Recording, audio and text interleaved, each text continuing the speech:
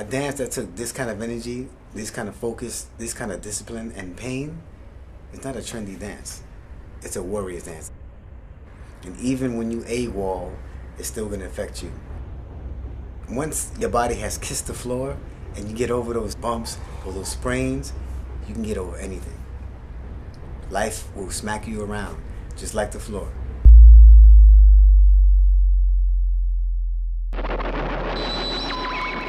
The official adventures of Second to None. Arm to the teeth with neck-breaking ability. Beyond average, to say the least. Keep it moving in the mean streets. Rock, short shot, never stop the body rock. Spinning back and forth, just as good to get. Going out to the hardcore hip-hop. Of course we don't flip-flop. Simply squash the competition. Step up and get deep into a submission. Second to None. Step up and test.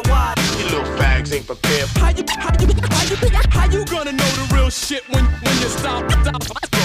Styles counterfeit.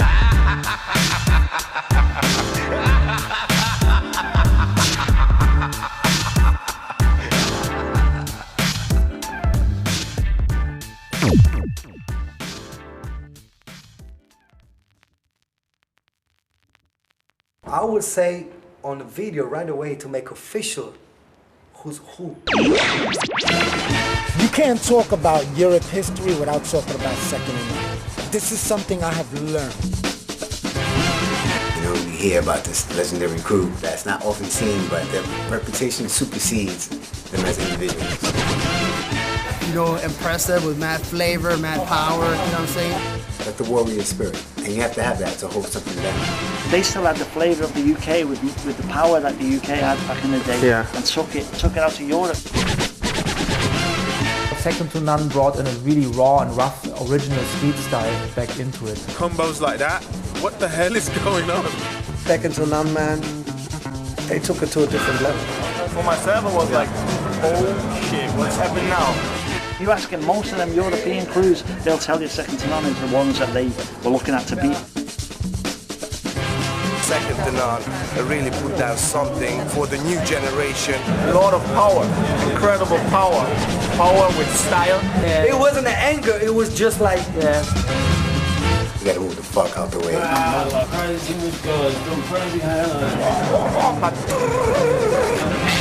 Just mad hype every time, you know what I mean?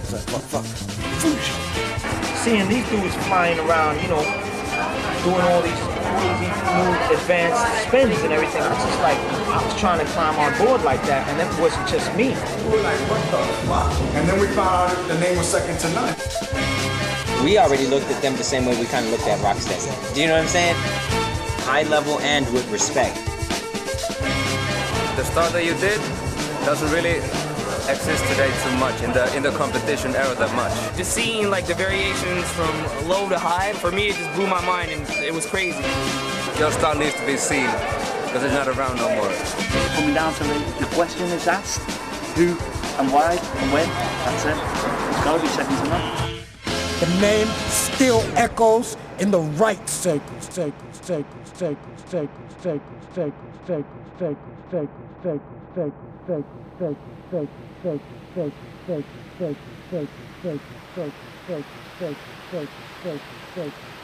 circles, circles, circles.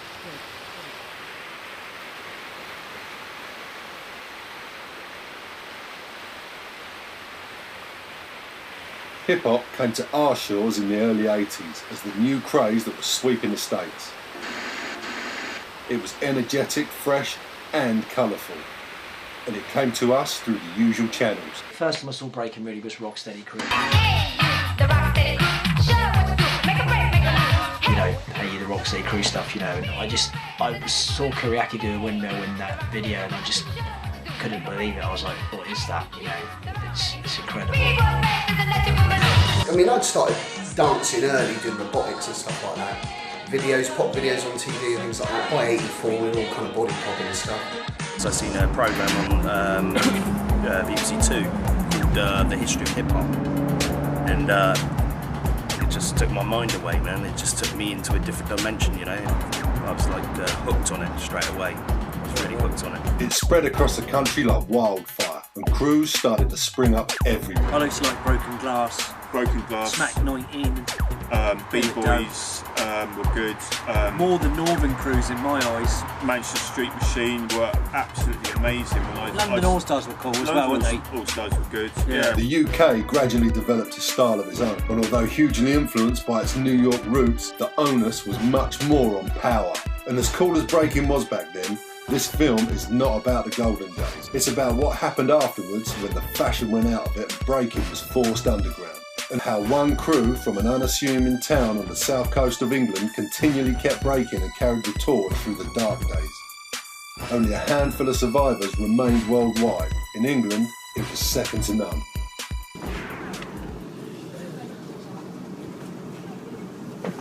Back in Bournemouth in the early days in '84, there was a couple of crews. There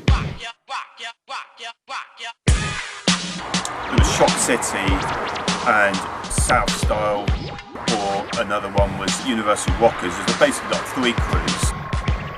It was in South Style with Clive and another guy called Martin who was a breaker, and later on John Junk.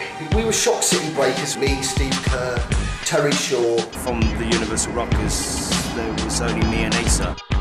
In about '85. Spring '85, I'd say. A few people decided to make another crew out of the best elements of all those other crews. We chose Tony. I was popping heavily then, but I was starting to do bits of breaking, you know, and they sort of noticed that I could break as well, and you know, and I also was starting to get really good head spins around that point. Yeah. That was when the name was coined. A guy called Fraser thought of the name Second to None, and that's the name stuck to this day. The original lineup was me, Paul Spencer, Terry Shaw, and Steve Kerr. That was the original Second to None lineup. John Isaacs was hanging around at the time.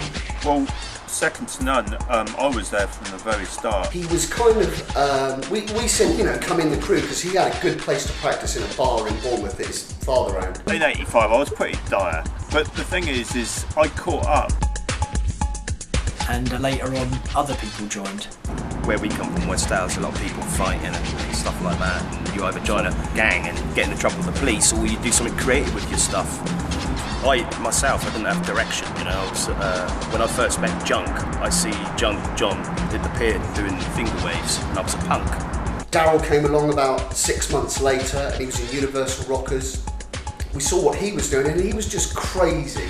I think both crews at the time, you know, Second to None and Universal Rockers, they had members that were pretty dope for that time, you know.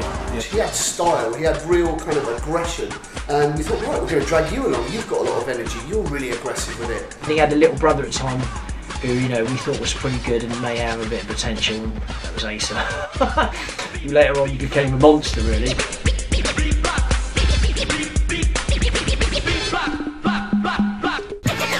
1985, that was it. We got the best of the best through that year, and we went to a jam at the Mayfair in Southampton, and we battled the Masters. At that time, the Masters, they were like sort of quite a feared crew, and no one wanted to speak to those guys at the time. I think it was me and Asa who broke the ice, you know. One of the founder members was Adam, who later joined Second to None. You know, you really need to bring your artillery if you're going to beat us. Basically, they were amazing. Nick was amazing. When I saw him, that bloke there, in sort of, you know, in 1985, he was the first person I ever saw in the flesh do like continuous flares and, you know, 3 90-90s and uprises and belly milks and all in one set. All in one set. I think at that time, I myself was getting to a point where I could have battled anyone. Yeah, Nick, like I said, that clean b-boy style. I mean, I remember Nick sort of getting into our crew, the Masters now, and he had to have an initiation battle with one of our mates. It was a turtle battle, and it was bloody, you know what I mean? I can't say more than that. It was the footwork, it was flares, it was kind of all these power moves, but with bags of style, with absolute bags of style and attitude. And we thought to ourselves, that's what we need.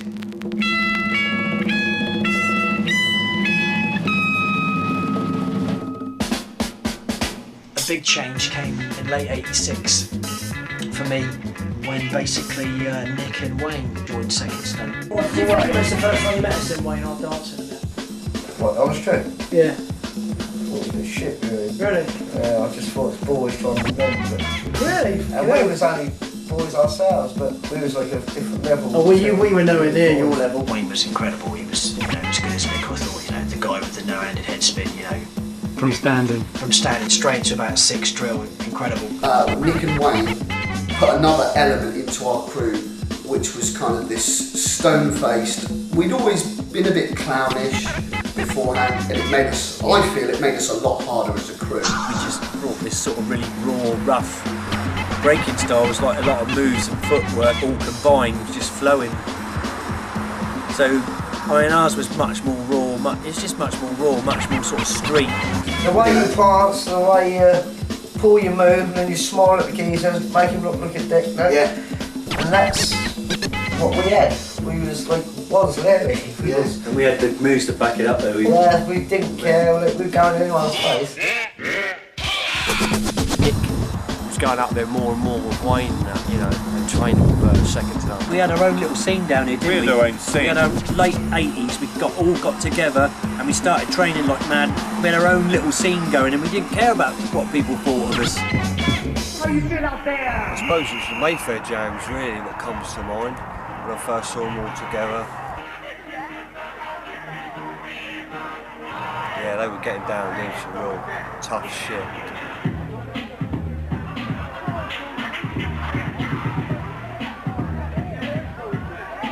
Yeah, Southampton jams, that was awesome.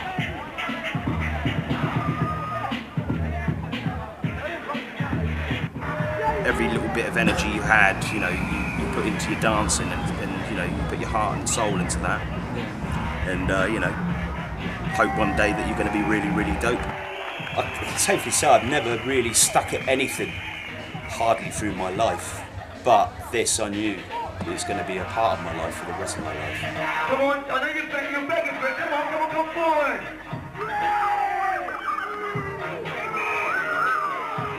I suppose, like I said, I've always, liked the guys and hang around them. I suppose I wanted to be in the crew before I actually got in the crew, but I used to hang around and it looked like a heavy unit, you know what I mean?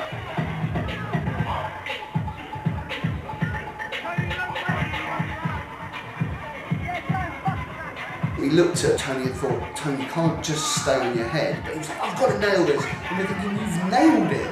It's really bizarre, really, because I could do 30 head spins before I could do a windmill. I was totally obsessed with it. You know, me and John used to practice it until our heads bled. You know what I mean? First one-shot head spins were credited to Swan from the mighty Zulu Kings, but it was Kid Freeze from Dynamic Rockers who invented the continuous head spin. First person I ever saw sort of do a few pumps was little Alex in the New York City Breakers President's show.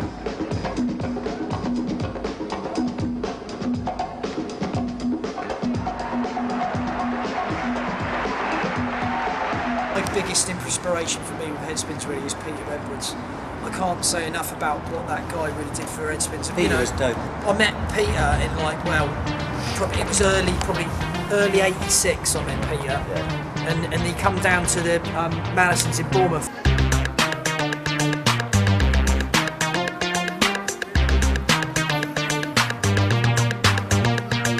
I'd never heard of a hip-hop club, dance club on a Saturday afternoon on the south coast at all, so we went down there and sort of walked in, and it was like, yeah, this is wicked. And I could see people doing head spins, obviously Tony, and he was doing head spins on a crisp packet, on an open crisp packet. And I was doing sort of pumps then, but I was only doing maybe 10, and I didn't really have the leg technique worked out. And he come down and he could do like 30. The main thing he wasn't doing was getting enough speed, and then with the speed, the balance will come after, and it would just take you through then. You know, as you say, he was doing 10, but with more speed, you'd do 10 really quickly, and then you go on from there. Then it was just a case of how to flick his legs around to get more speed to carry on. And the way he used to do it was different to how he used to. He used to do pumps and slow down, right down, and then kick a drill out the end. That was his style.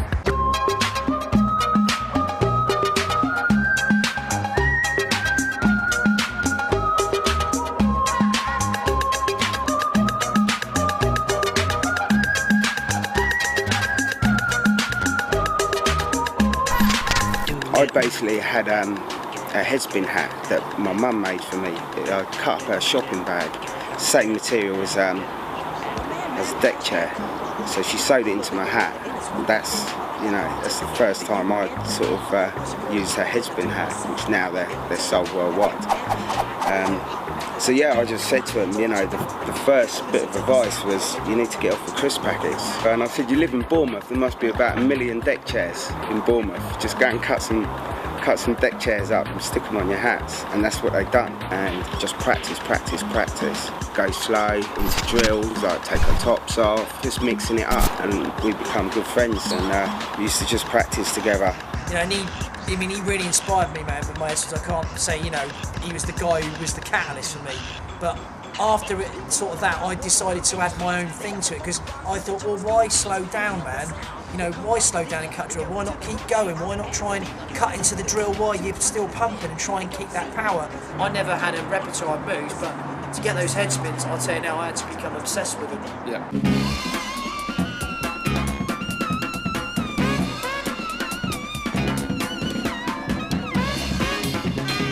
That move is fucking, I can't describe how hard it is, man. It took me a long time to master it.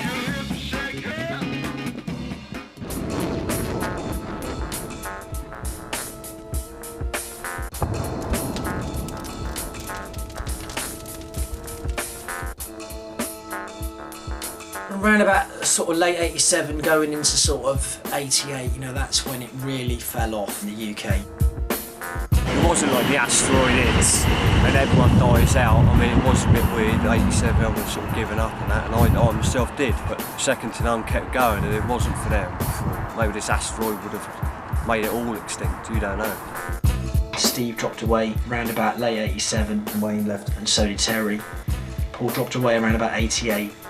People sort of left for various reasons, and basically in the end it was just a few of us left. I pump bomb on the calm with no alarm, and never thought that it would get to my mom's. It was amazing how quickly the whole thing collapsed and how quickly attitudes changed. It wasn't fashionable to break anymore, and it wasn't sort of street cred worthy. Yeah, it's a fashion thing back in the 80s. If you was a breaker in the late 80s, you was a bit naff, you was a bit out of touch. That's how people perceived it. Take it off. Take those fat laces off. Take it off. The hate that some people have for it, even people who used to do it, we used to try and throw down at certain times, and people used to just like, oh, you can't do that, oh, you can't do that anymore. Why are you still breaking? That's old school, that's whack. People used to throw ice on the floor and spit at you. He's like, fuck, he's just like, we didn't give a toss. We had it everywhere we went. People thought we were off our heads. You got dissed? We got dissed and people thought we were off our heads. We weren't interested in what people thought. We wanted to dance because that is what we were into. Other dance things that came along didn't offer the same fulfillment like New Jack Swing. Minute by minute, hour by hour, Kid and Play got soul power. We get funky.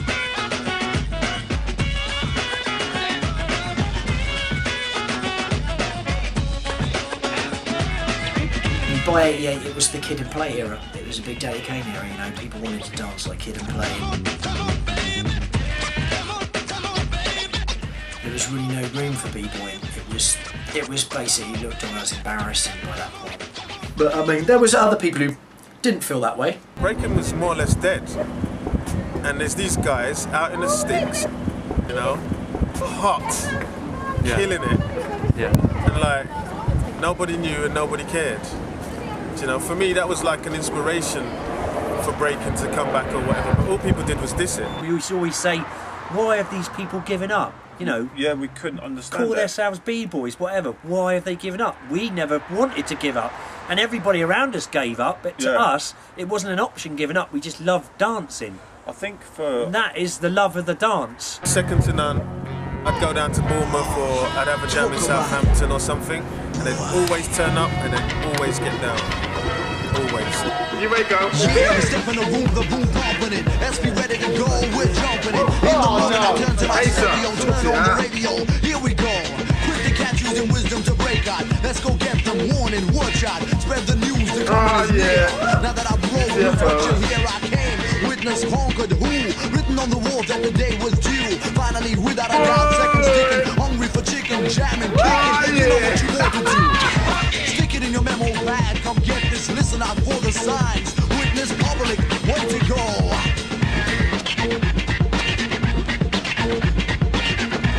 That blood on the carpet. At the time, it was stuff that was people kind of had, but not at that level.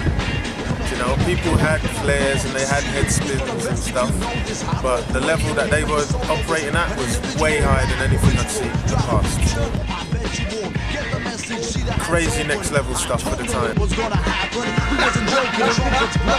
You know, whether you like them or whether they're better than you or whatever, you have to be like, yo man, those guys are good. Simple. Later on, certain crews came back like Born to Rock, always rocking tough. But second to none, when people say they never stopped, they're the only ones that can hold their hands on their hearts.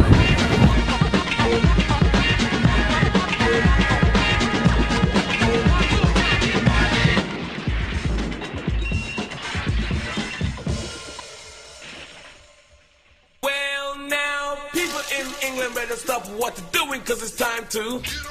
That's right, spread the news. From about 88 onwards, there weren't any crews in the UK. Everyone had given up. All the London crews had given up. All the northern crews had given up. The only other crew that continued to dance was from Belfast. But like STN, they were also dancing in isolation. In a way that it was good for us, in a way that it was like that.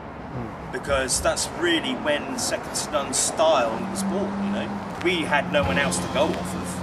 We only had ourselves to go off of. We were going hard. We would train and train and train. I don't know, 4 or 5 hours a night, 7 nights a week. Sometimes we're totally fanatical. It got to the point where we were pretty much behind closed doors, really.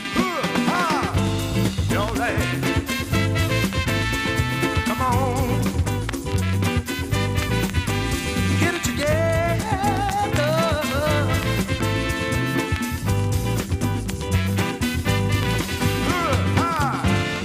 Break all the time, just break, just make break. Wasn't just that though, was it? I think we pushed each other. Someone would get a move and you're like, I need that, you know. We had to be creative at that time. Had to be creative with what we had. Making up moves like continuous pop outs and Nick doing his turtles to UTFOs and future floors and all that sort of stuff, you know. We were training, when we trained, we didn't just train all moves, we trained 2 hours on one move. I know when I was doing my halos, I did 2 hours on that, then once I got that, I did 2 hours on something else, and then you worked as a whole with all your moves.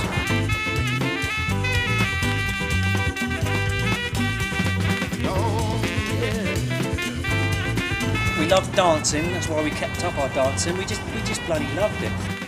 And that was it, and that's all we were about, really. I think where we were as a crew, everybody wanted to be just as good as each other.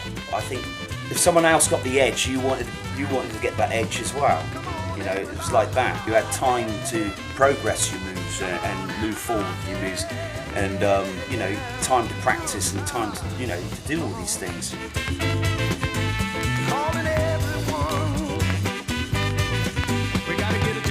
A lot of these moves that people do now, there was no foundation for those. No one knew how to do them. It was experimental. You know, there was no one to tell you how to do it. You had to find out for yourself just by trial and error, and that's why that era is so important. You know. I know what I saw in '87, '88, '89, 1990 was ridiculous b-boying, and I was seeing stuff, didn't even know what it was. These halo combinations, these power combinations, you know, the flares, the windmills, the swipes, the head spins, all combined, all super fast. For us, we push breaking, but for us it was always about having fun. Always about having fun and enjoying yourself.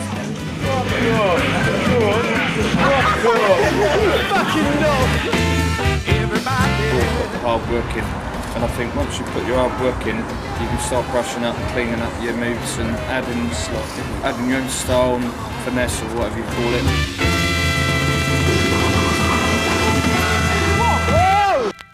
Everything changed really in 1989, the summer of 1989, when I Aki Water in Covent Garden. Yes, I think it was like around 88. I was like traveling because of graffiti in London, and Covent Garden was always a place where I used to hang out to meet like graffiti writers. And whenever I saw like somebody like with sneakers, like the superstars or Puma suedes, I was keen like to speak to those persons because I know they are connected with hip hop somehow. This guy came up to me, this German guy, and goes, "Oh, you know, you dance, you break dance." I was like, "Yeah." We went to like a subway station where there was a good floor, and then like we was dancing together to show us our moves. I thought, oh, he's not too bad, man. He had like quite a good meal and a nice bit of footwork and some okay top rocks. It was really impressive. Like second to none was like really like powerful b-boys. And very good in head spin, and they had like this brutal raw style. And this like reverse hang glide, like glide masters. I was like, that's pretty cool. I was impressed by their head spins, they were impressed by my hand glides, and like we had a connection. We presumed that everyone in Europe had also given up, but he told us otherwise, that there was big jams, that there was lots of breakers, there was battles going on. And then I said, hey, it's a good chance like to bring you guys over. So we went out there and basically we went to this event, and that's where we first met Storm and Swift.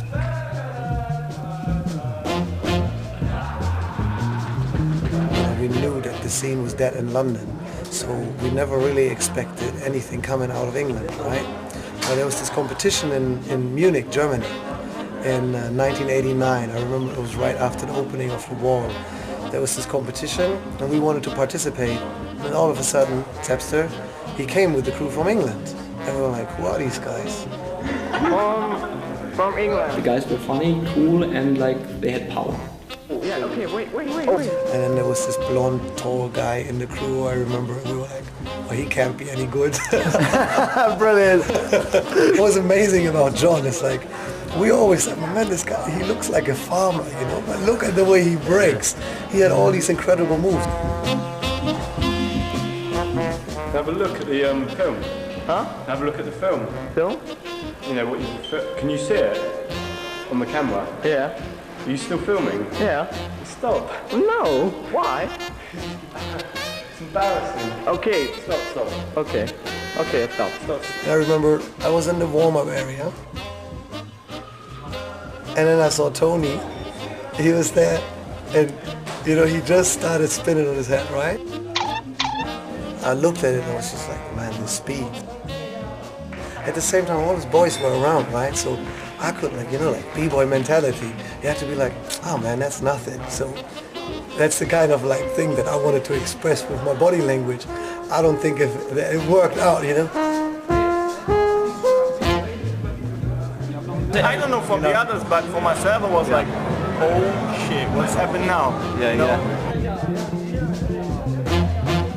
When I saw Tony's head spin, it was the best head spin till now I ever saw. It was clean, but in the other way I don't like it too clean, but it don't look like a gymnast. It's so much energy and swing and style, just the perfect head spin.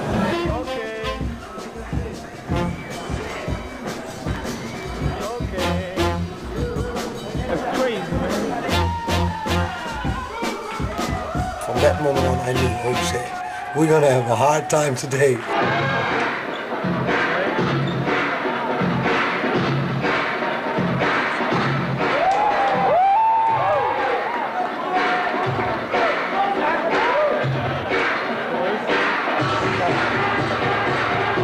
When I saw them the first time, I was like, oh shit. They all had like different styles, but and different moves. It was amazing.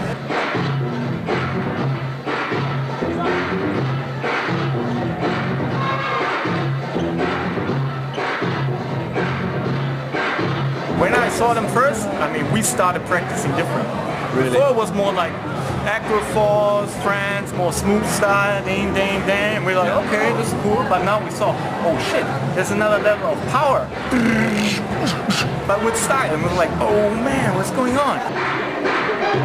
We took our own style out there, and I think we inspired those guys, you know, and they'll probably say it, you know, on the way. When I went out there and the way the jam was going, I just thought, it's back, we're back. I thought we definitely hyped it up, you know, definitely put a bit of spark into Europe. the same night after the competition at the youth club. I don't even think that we slept that night. We were just talking, exchanging, talking about different things. Videos we had, videos they had. Also, like we already set up, like, okay, where we gonna meet again, and so on and on and on. You know, so it was really nice. And that's when we realised there was a big scene in Europe. So from 1990 onwards, 91, we kept going out there all the time.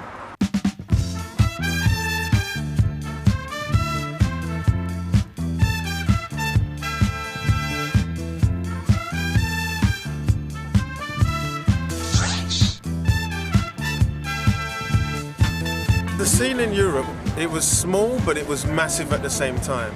It was like you'd go to any jam out in Europe and you'd see breakers, basically, of all different levels. And the main crews at the time, the killer crews, were Battle Squad.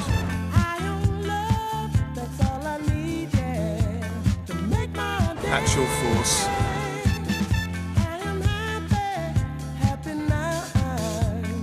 There was Crazy Force Crew.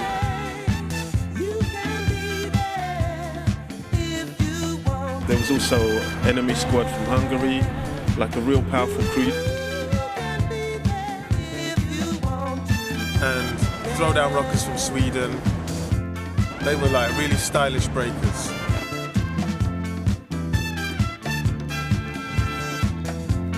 Every crew had something about, like, second to none were like the killers. Do you know what I mean?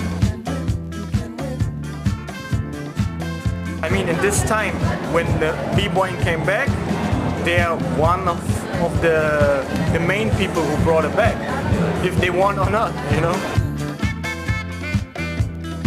We're coming from a time where, think about, you know, like 83, 84, you had the big hype, everybody was dancing. We were in our element, you know, and all of a sudden a year later, everything was dead. There was nobody left. So whenever we found somebody that had the same heart, you know, for the dance and that loved it as much as we did, you know, like we were just happy about it. And we all became friends, you know, it was really like that.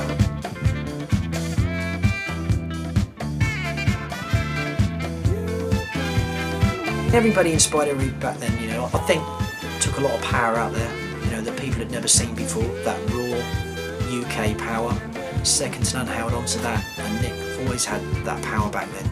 And it's something that sort of run through the crew, really.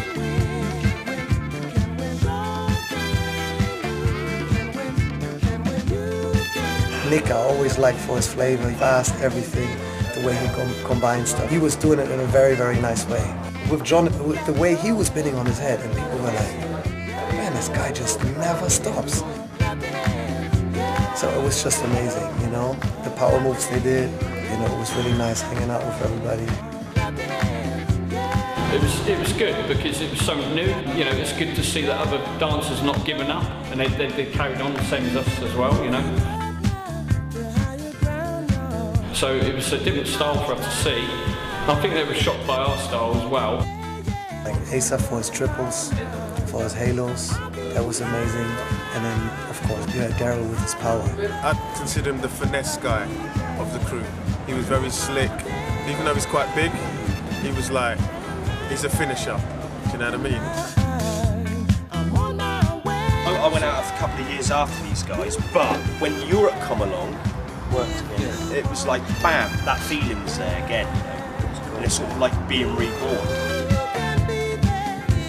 Also something that we used to say, man, these two brothers, they look like they get in shape on a dock or something. They live in Bournemouth, you know, dock workers, and after work, they go like, yeah, let's have some food and let's go to practice. The whole expression and the way they look, you could tell they were some tough guys, you know? They were, yeah. We went everywhere, didn't we? We went to Berlin, we went to the Battle of the Year, we went to Sweden, me and Nick went to Sweden.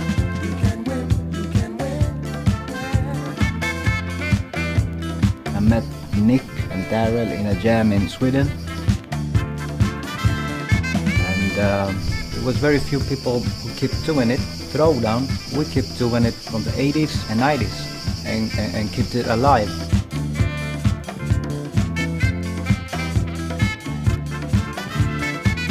In Sweden we were very much isolated, we didn't have contact with other breakers.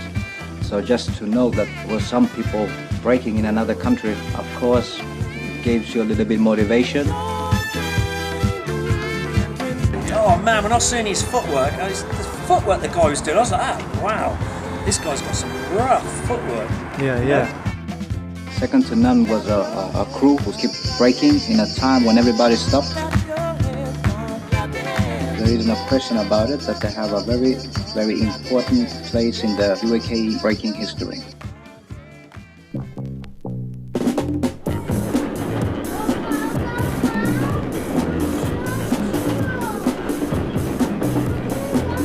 Tony came to Berlin after, I remember, which was really nice, just so we can hang out and stuff.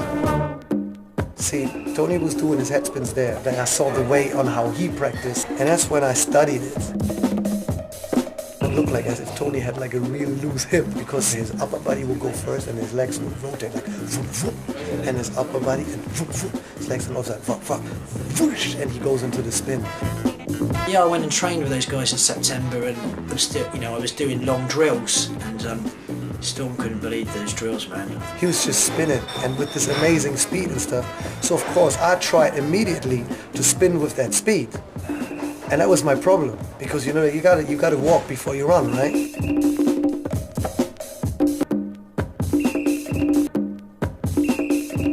Every time when one knee of mine would go back, I would really have a problem. I would lose my center. You have to become obsessed with them.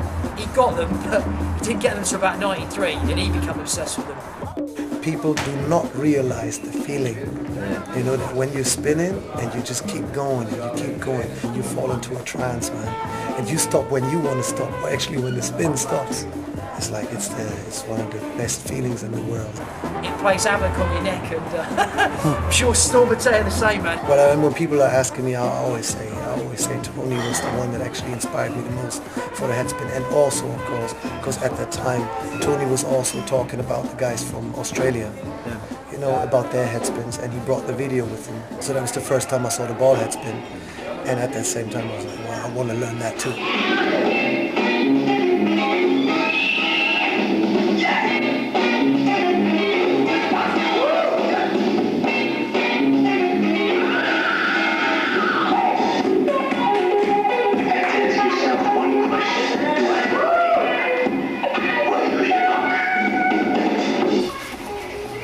Type magazine.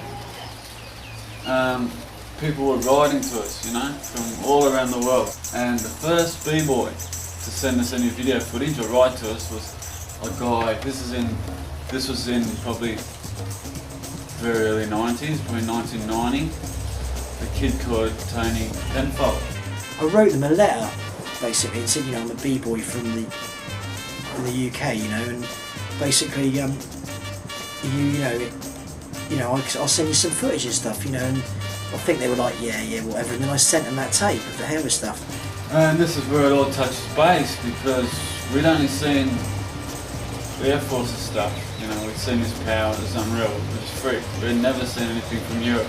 They had the same concept where they were tight shirts and I was thinking power, keep it clean, keep it smart, keep it perfect. No one's doing sets of halos like these boys. And they wrote me a letter back saying, how amazing it was, and they'd never seen people do doubled rock side casts. Also, Europe was killing it with, the halos and the other big cool moves, ground moves and floor moves. One guy that blew us away was Asa. Before he did his move, he'd look side to side and then just jump down. Where Swift and me, we were always rewinding, where Asa, like Swift was the man for the tracks, for the halos, so we would always look for it, and we were like, man, how does he do that, Like the second command guys are crazy, English guys doing crazy halos. And then we realized he's doing top rock, he's talking to one of the other guys, and while he's talking, he's just like, whoop, and he goes into tracks without even looking at the floor and stuff. Jump down to these big sets of halos, just mad power, straight legs. I'm like, he doesn't even look at the floor, he just does it. And he was like, That's Asa. Yeah, heaps of form. That's when they sent me the tapes of Orko and Ozrock, and that's the first time I'd seen those guys break. famous show with Orko and Osrock and Buckfor and Kuriaki. You know, it was incredible, really. So when we got hold of that video through Jewel, and we've seen this Orko, the style was big, his head spins were big split-legged taps. And he'd do this thing we call a ball, where he'd drop his legs down with a spin, grab his ankles, sort of like a spin ball, and we loved it. My love goes out to all the B-boys from the UK, especially to Second to None, you know what I'm saying? Yep. They're about my age, I've been putting it down since day one. You know, impressive with mad flavor, mad power, you know what I'm saying? Seeing the footage, what I remember is that, you know what, it was just very raw, very original. It wasn't copied off of someone. You could tell, you know, you guys had your own style, your own flavor, and that's what this game is all about, and just expressing yourself, and that was what caught my attention the most, and I was most impressed. Like, yo, these brothers got, you know, ill flavor, ill power. You know, you could tell they're enjoying themselves, and that's what it's all about. Definitely, man. Cool. Definitely. On and on, on and on, on and on and on and on and on, on and on, on and on, until the break of dawn, till the break of dawn, on and on, until the break of dawn, till the break of dawn. For more than 5 years, more or less, nobody really knew if there's still dancers left in the UK. And then all of a sudden, like, Second to None came out and everybody was shocked and surprised in a positive way. The first battle of the year in 1990, Nick had met Zed, who's a very important person. Yeah, I met them on the first battle of the year ever, 1990. Those days it was a bit weird because just all the best B-boys grouped up together, made a group, and then they walked off with a win. That's when it was just a showcase, you didn't battle. They entered it with Kai Eichmann and the other Kai from Berlin under the name of TDB, to die breaking. I was very happy to see that, yes, there was a standard of breaking at that level. That really freaked everybody. I saw Nick doing turtles there, and that was the fastest turtles I've ever seen. It just blew me away.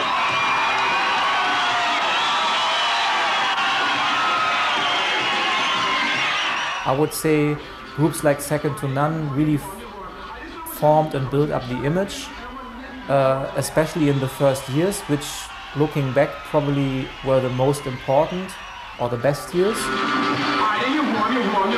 They showed us Germans that there were people out there who were still doing it and who were doing it at a higher level than we were doing it at the time. You could have the power, you could have the style without looking like fucking gymnasts.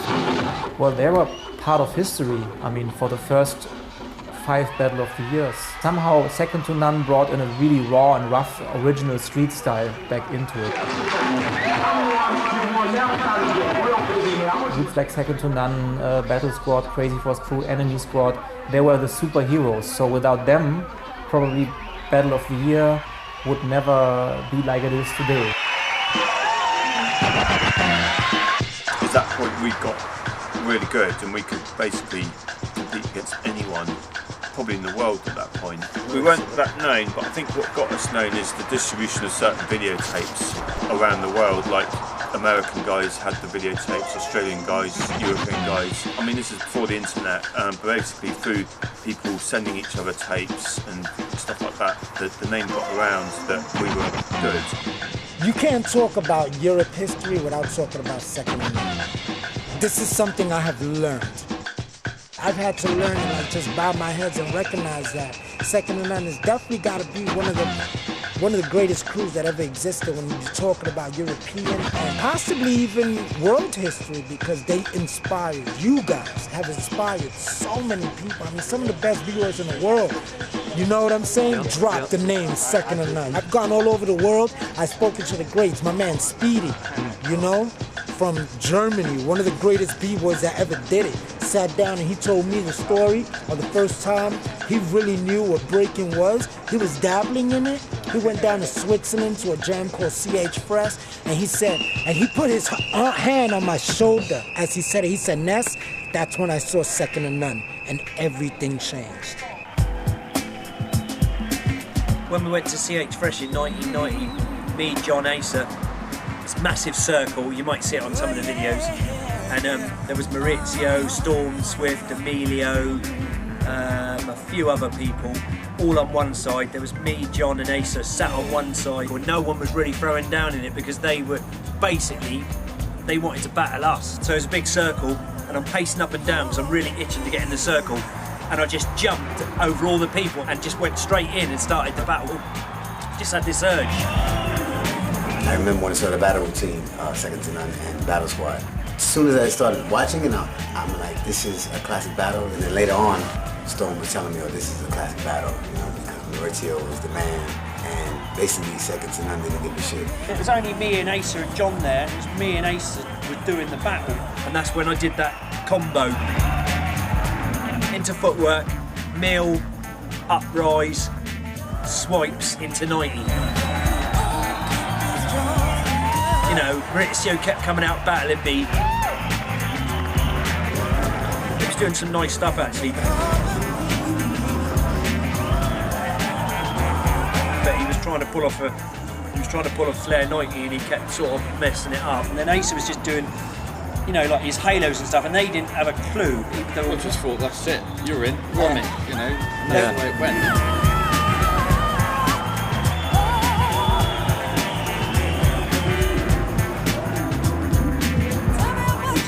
Raw, you know, just nailed it basically. What were you feeling when that battle started to emerge? You know, Asa and Nick coming at you guys. You know, did you feel it was a real battle? No, yeah, in a way, but not like face to face. More just indirect. Okay. Like there's a battle. You know there's a battle, but you don't say it. But you don't have to say it. You know, Storm and Swift were great in that. They had some great moves, and Actual Force were there as well. But that's when we really met Maurizio, and he just shone out of them lot, you know. He just shone out of them lot. You know, if you meet someone that you respect, you battle. That's how it was. And people would think like, oh, they don't like each other. No, it's because I like this guy. Every time I have the chance to see people that really respect and really going off, you see that, you know?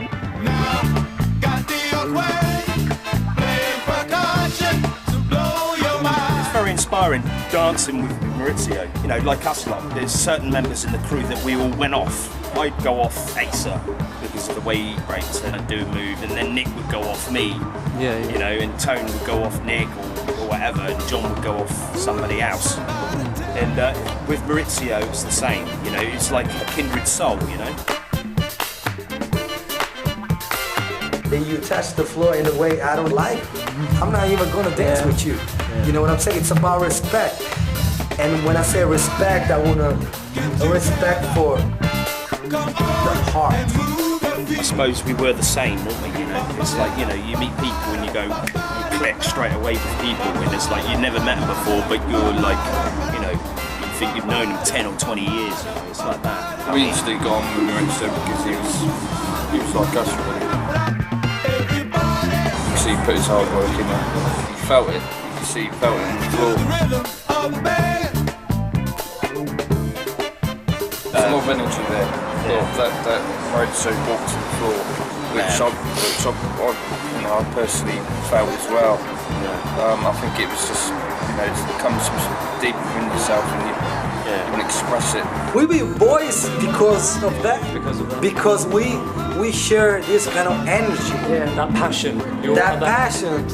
You know what I'm saying? It's more than what you do. Yeah. It's you. You manifest yourself through your expression. Yeah. But even you don't dance, the passion you put on your words, that's your energy right there. If you're not able to see this, I feel they're missing a big part of this dance. You know?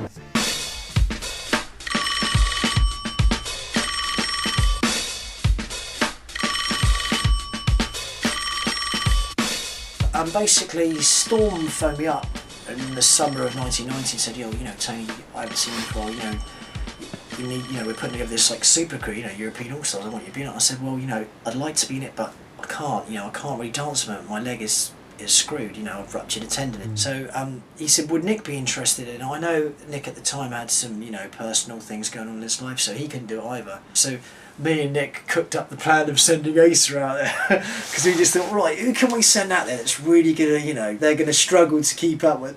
Oh, I know, we'll send Asa out there. I said, yeah, I'll be up for that. So I went out to with Zed to this shopping precinct, and we had Maurizio there, Emilio, Storms, Swift, all those guys were there, and we all danced together and made this anti-drug video, which was a really good day. And this is my man Asa from Bournemouth in southern England. Check it out. Super Funk Incorporated. If you be a sucker MC, I'ma try to make sure you hate it. Fast rap made to get them agitated, aggravated. I can see they really ain't glad I made it. Cause now they gotta keep up or get left behind every time I speed up. And go a mile a minute, rockin' on my till the beat is finished. Back and forth like we're playing table tennis. He was very explosive, very spontaneous. He didn't have a plan what he was doing. He just jumped into the circle and did what he felt he had to do, and he did some crazy stuff. The kitchen from the force of the vocals that I'm pitching, itching for a scratch. When I strike the season, no match. When I go digging no beat, I won't catch. Mr. Fantastic on the track. Feel most sure you know I got it like that. And FYI, Def I try to make it so the fly girls might wanna lie naked with an MC. Well, you know the story. That kind of thing just go with the territory.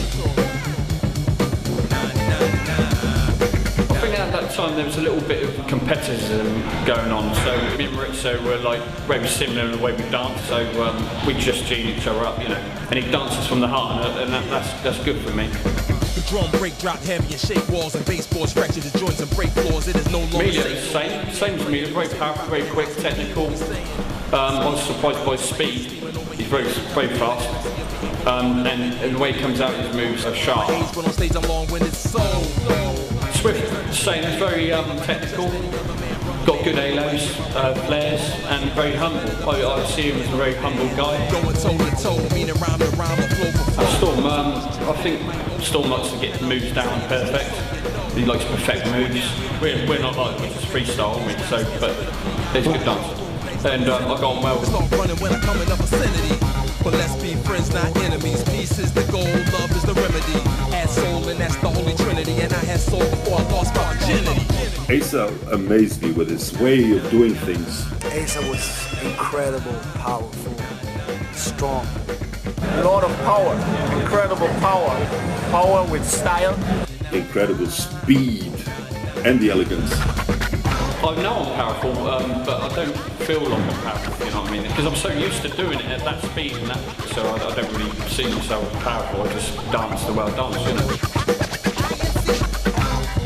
Asa for his triples, he was the one that made him famous for us. His approach to it, you know, the way he did it. When it looks that natural, that's how it's supposed to be.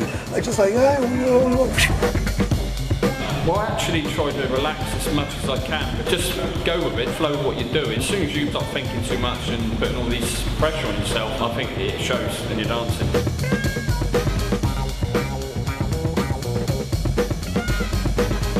And my memorable moments was always after parties. In the after party, I see crazy going off.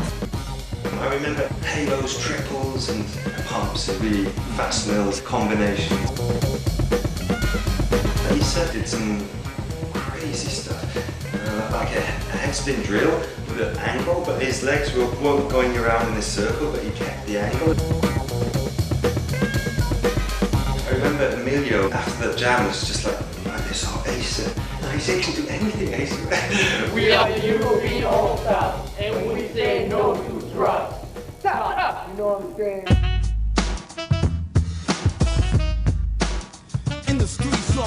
Across the planet, there were a couple of entities that were keeping it going. Actual Force definitely one in France, Battle Squad, second to none. Throw Around Rockers? Bill and Jamie in Australia. Right, so there were a couple, and then the only connection to Europe and New York at that time, from what I understand, is myself. You know, some people, individuals talk about, you know, they were around in the 70s or late 70s when the dance was dying and they were going around looking for people. And nobody was dancing and they were searching and they were battling different folks. I was doing the same thing in 86, 87. I was was looking for a lot of people, like, where is everybody? Getting spit at, ice, being thrown on the floor, getting into fights for my right to express myself. And I was accustomed to breaking to the break, and I didn't see people doing that. And I had to move people out the way. And I was like a lone soldier, you know? Or Just Begun would come on, and people would just two-step into it. I was like, no, you don't. You gotta move the fuck out the way. This is an anthem that speaks to many people for a cause. Move, because I'm about to do the movement, you know? So, you know, I'll defend it viciously. Watch me now. Feel the groove. And do something. Gonna make you move.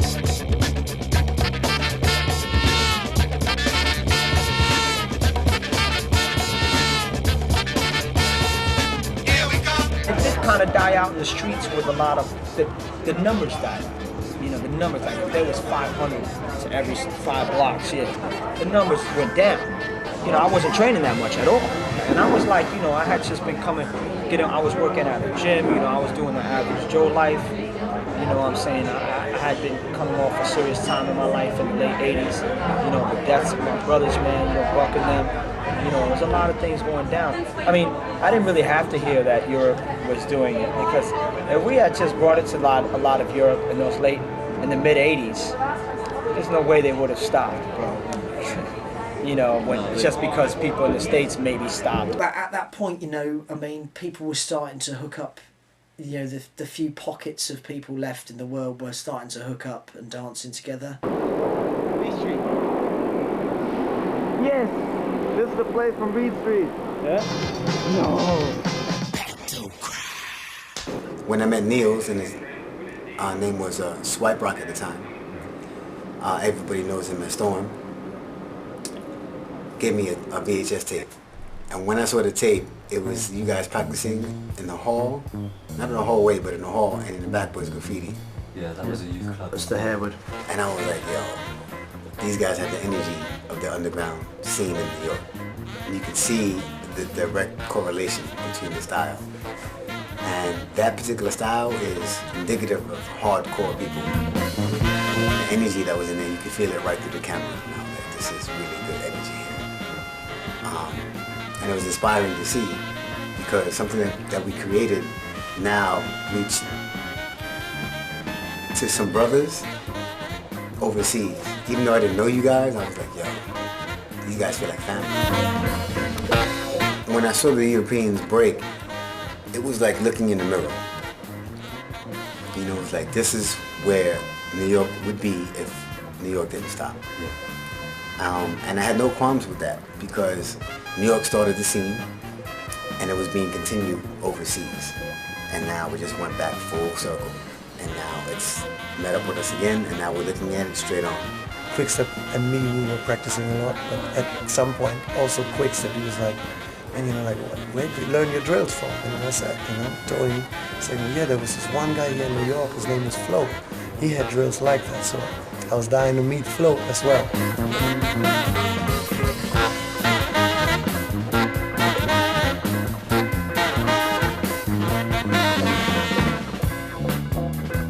What's going on, my brother? This is the Float Stuff, Incredible Breakers. I'm just giving a shout out to Second to None. Heard you guys are doing your thing out there in Europe. You're, you know, legend out there and overseas. And I want to send out my props. Peace.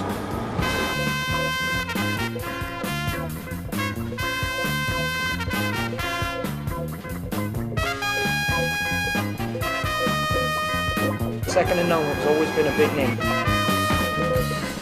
The first times that I saw them, I know for sure that it was some serious business because of their tradition. I remember a lot of power moves, you know, clean power moves, you know what I'm saying, combinations and complete combinations.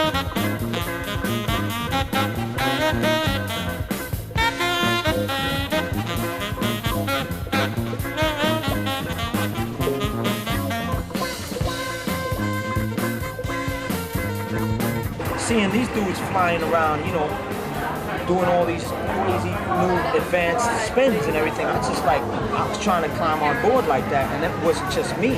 I couldn't do it, man. I felt like it was over. And then what happened was, we did the Wild Star reunion, and that's when I saw Maurizio. When I got in New York and it was people like Kenny, those people, they gave me love right away. I'm like, yo, this nigga fucking killer, this nigga's crazy. And then when I went to Hanover, I think it was 93 or 92, and I got a real big taste of, what Europe was doing. In 1992, we can say that it has changed our life in a certain way. Everything all together, I mean, Second to None and Battle Squad, what they have done in there is just incredible. That's probably, if you rank it, one of the most important and most famous battle we ever had in Battle of the Year, and I completely agree, because that was 92, it was still a very underground atmosphere. When you were there, if anybody was there, definitely they had the same feeling. Something has changed. The air around you was vibrating. It was just incredible. A lot of people just came to see Second to None dancing live. Some guys from Always Rocking Tough, Tuft and Twist, joined Second to None. I heard about Second to None from Quickstep out in New York. We were due to go out to a jam in Europe. We went out to it in Germany, and we heard again more rumours of these guys. We got in touch with them in Bournemouth, went down to visit them. Yeah, straight out to the Battle of the Year in Celle in Germany. The 92 Battle of the Year. We were just going on our own, and then Tim and Tom said, can we dance with you guys as well? And we were like, yeah, so we did like a super crew like this. Well, I don't know, we even know what the crew name was to this day. There was extra tension because in 1991, Maurizio was still dancing for Battle Squad, and Battle Squad won Battle of the Year 1991, and then somehow they split up, and Maurizio in this year 92 was dancing on the other side. We had a battle together against my whole crew. It just happened, we met at Battle of the Year 92. I just came back from New York at the time. And we were like, what we're gonna do? We're gonna dance together? We went there just for looking, because Emilio had no time, Maurizio was out of the crew. So we said like, okay, we just go there for checking out, and then people started talking like, you gonna be down tonight? I said, no way, we are just two people. You're scared? I said, no, we are not scared, we are just two people. You're scared. So, all right, we do it. We have nothing to lose. I mean, I had some beef with Maurizio. That's a totally different story. I mean, Maurizio left us for Rocksteady, so that's a different thing, right? As a kid, my dream was to be part of Rocksteady crew. Then they asked me to join Rocksteady. I was, and of course, I was. It was my dream. So it didn't really matter to me anymore. I was like, well, if he wants to go, let him go. But for him, it was, I guess, sort of a problem. And so I guess he instigated some kind of stuff as well. That all of a sudden it wasn't Second to None, Always Rockin' Tough, Maurizio battling us. It all went by the name Rocksteady Family.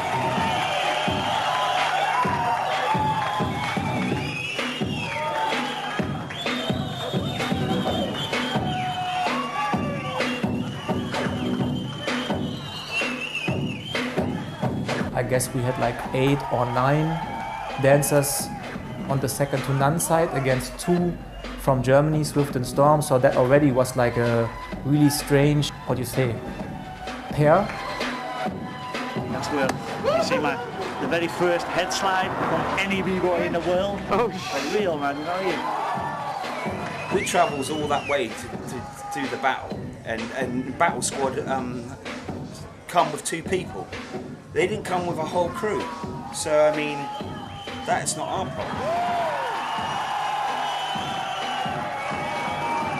That was a really strange case. I mean, if you look at Battle Squad, and that was like a political situation, it was like a real battle between the 2 crews. But if you just look at the picture, like 2 guys on one side and 8 or 9 guys on the other side, it was like the respect needed to give in to Battle Squad.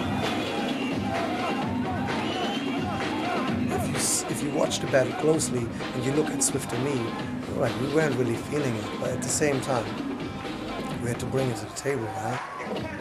When Storm did his shoulder spin, it was just amazing. And then, again, Asa these triple halos and then a double right after that. It was just, again, incredible. They still had the flavour of the UK with the power that the UK had back in the day, and took it to that level, took it out to Europe.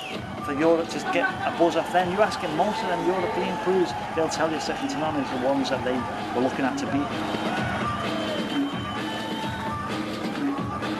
I must say I loved the attitude from second to none, especially like Asa, and was it like a battle between two similar groups.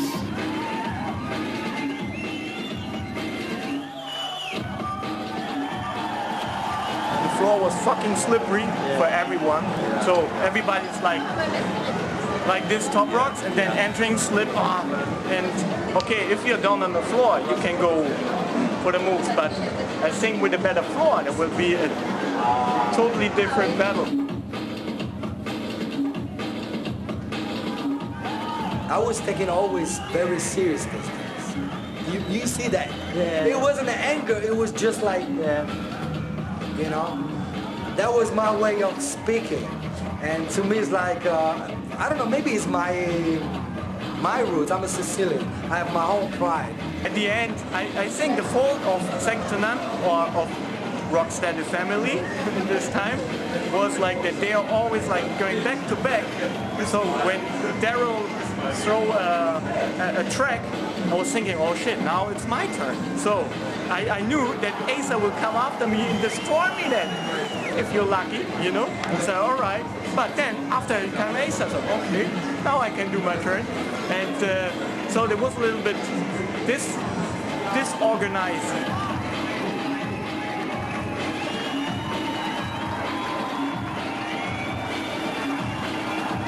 I think normally they could have destroyed easily, you know, with just to hold themselves back. But I think there was so much of a, let me know, you know, we just have 5 minutes.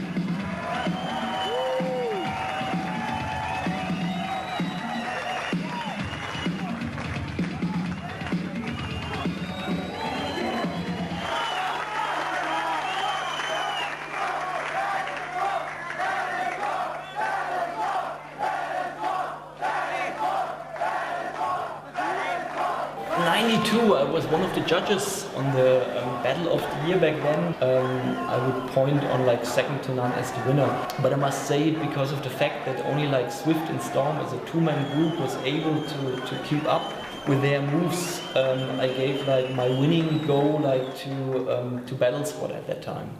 Seriously, we went crazy when we have seen that battle, and we went home and we just kept watching the battle. It's historical. It's one of the most historical battles we ever had. I remember we weren't even watching our battle, you know, for the third place. We got the third place, but we weren't even watching that, you know, we were watching that battle for the first place. For me, sometimes I wish that it never happened, because it kind of like broke up the relationship between second to none and us. Yeah, and after that, kind of like, you know, like we weren't really in contact anymore, you know. But that's when Swift to me said, all right, enough of that. We don't want to battle no more. This is not what we're dancing for. It's over. And it was the last time we competed. We mucked up a bit there, I think. I mean, there was too many of us. Yeah. You know, they didn't bring their full crew, so I mean, we should have just left Maurizio and Ace and sort of like take it out, you know. It just changed my whole view on dancing. I'm glad for the battle, because I was a little bit disappointed, but it changed my view on breaking, and I think you need that sometimes, that, you know, a push in the right direction. I mean, they did their bit, you know. I mean, they look good on the day. They look good on the day, and that's not. They look good. And and then you can't begrudge them that. You know, they look better than us on the day. You can talk about that battle, but truly, I never judged that battle. I mean, I was watching in the front row. It was something historical. I mean, not the battle was the point. The skills that we have seen, knowledge on the dance floor, that was the point.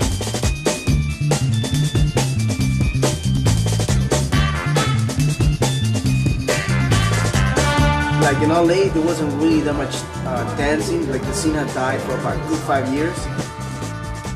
I stopped in '85, the end of '85. Wow. When Radiotron was shut down and demolished out here in California. That's when like we all turned to the streets. Every crew that was here in Los Angeles became gangsters. And how many crews do we had in Los Angeles? Over 5,000 crews, so you can just imagine the killing that went on.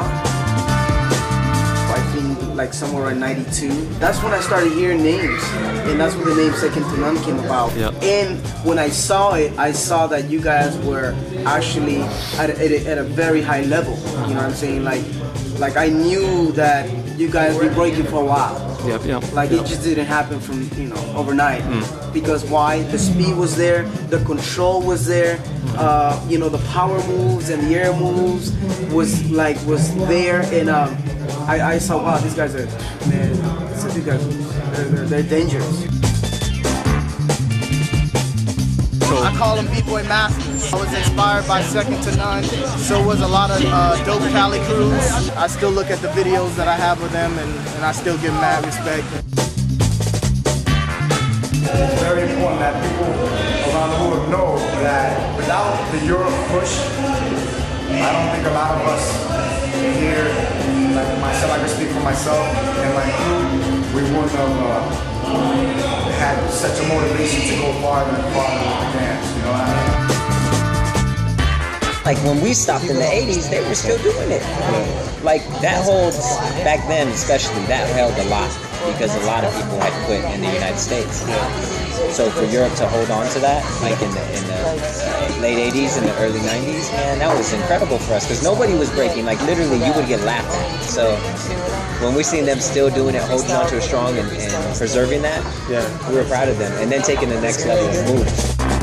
I think at that time, we were like, wow, okay, these guys, we were good, but I think you guys were ahead of the game. You guys were like killing it.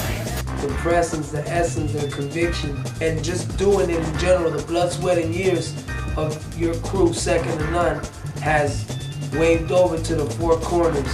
Early 90s era that inspired me to be as dynamic as I am with my music. That was my favorite era. That was when I woke up and realized how amazing breaking could be. I was like, that's it, that's breaking. My best memory is probably like Battle of the Year, 92. My impression of Second to None at that point was incredible. Just seeing the crew and the way they hold it down as a unit was really impressive because everyone had each other's back. Just very collective. Everything looked good and it flowed good and the style was just incredible. Keep doing your thing. It's good to know you're out there. Peace. I saw the Battle of the Year 92 and I was like, my jaw was to the floor. I was like, I was just like, what the fuck? What the fuck? Asa. Yeah. Asa with his triple halo, everybody got that from you, right? I'm gonna say that. We got it from you. He blew our mind, you know what I mean? He was like up there at that time we thought was Storm. The best of it. Thank you, Asa, for teaching me halos, and you're the first person I ever seen do halos and double halos, and I actually got my idea from you to do halos with no hands and the flares. So I want to give mad love to you. Happy holidays. I saw Tony Hino's pencil grills, like slow motion. I was just tripping out, I told my crew, I go, yo, we gotta practice, bro, because we gotta go to Europe and we gotta battle.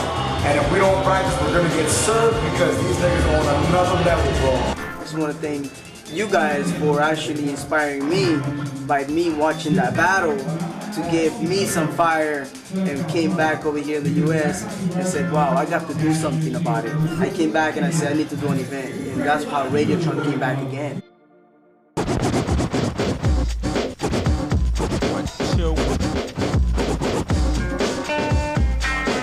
The show in Switzerland we did, we were on fire. Right, it was March 92, yeah? This guy got us out there, and he got us out there to do this show with it, and he said it had like 4 magic DJs and Second to None. It was a raised stage in like a dome place, DJ playing like loads of fun and stuff, it's just like hardcore fun. We break for about, it's got to be 45 minutes or more. The brother with the skill to build, he scratch as a Robin, I still won't chill. Who be in a party to rip on a single LP on video clip. The Triple, first, it wasn't really a battle, there wasn't really any competition there versus the B-Boys, it was more just a kind of a showcase. But first, that was one of the early shows that we did, was really on top. By crews, we go on, so on, Robert throw on, another break beat so unique and let it flow on. You can't rent it or sell it, just lease it. You gotta keep it, and yo, Rob, release it. We got going And it just went on, and the moves kept getting better. We got more into it, and the stuff we were pulling out just escalated.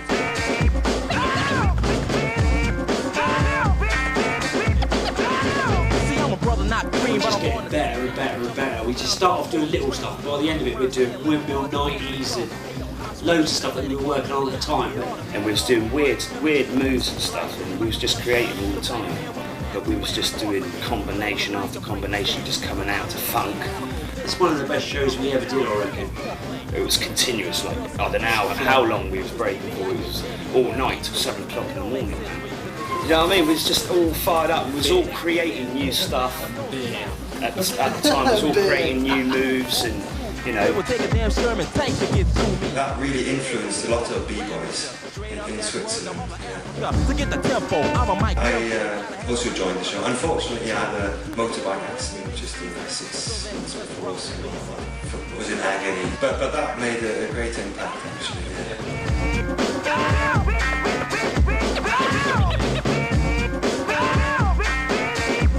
I did a meal, and pretty fast. And I just come straight off the stage, kicked this guy straight in the head, knocked him straight out.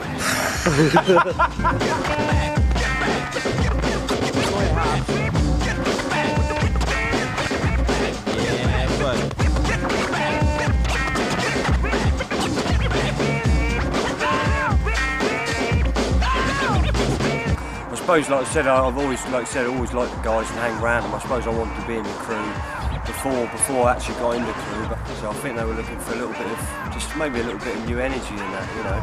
Hold it, break it down. I'm going to take it down. A bit more advanced than what I was used to, because I'd left it for a few years.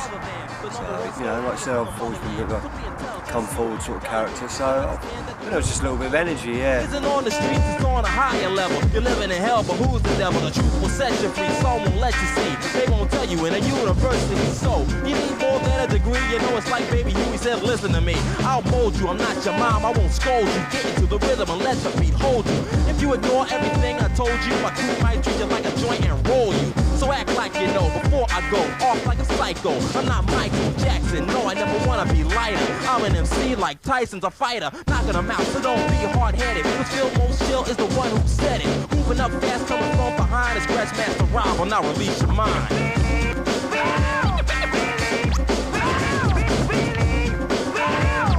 At the end of it, I could hear guys in the audience go, oh my god, they are incredible, they're the best breakers I've ever seen in my life. These Swiss guys were bigging us up.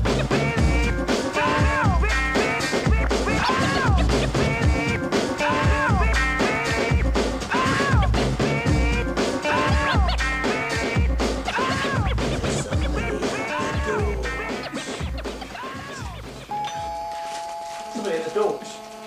Yeah, let him in. Whoever the motherfuckers are. Alright, how you doing? Alright? Come over. Come over here. Yeah, straight towards me. That's it. This is Brother Adam. Brother Adam. The man with the mystical touch.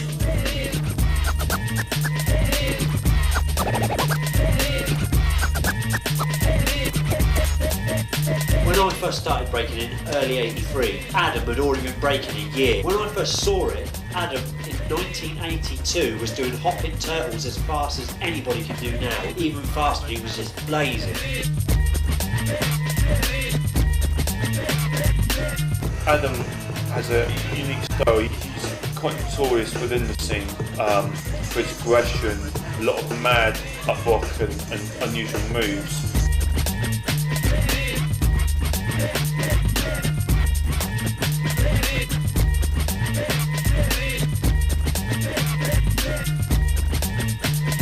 Guy would just freak me out. He was just a lunatic, like he was out of The Hills Have Eyes or something, do you know what I mean? He was just mental. It was so powerful and stylish, and he was making crazy stuff up on the spot. I was heavily into my footwork and just into crazy, real weird stuff, you know. His footwork was fucking ridiculous. He used to do so many mad things. Well, Adam is the launch of himself. He's a bit of a psycho, isn't he? So, but his dance and he's very erratic, and that's his personality. He's erratic on the floor. So he's completely. What a boss! What a boss! It's great to be here at the San Antonio Spring Yoga Championship 1985. Come the mid-90s, the UK scene started to re-emerge, but we found ourselves kind of really at the top of it. And I think it took a lot of time for people to sort of catch up and think, well, second time doing it, let's get into it. And then new crews in the UK started springing up, younger kids, and that's when it all kind of got going again.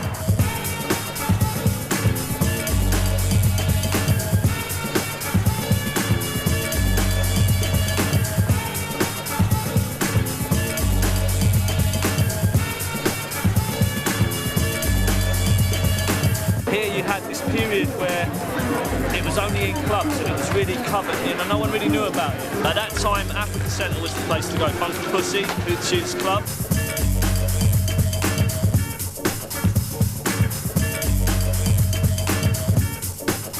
So we'd go up there thinking we were the boys, we were the, you know, doing all our bit.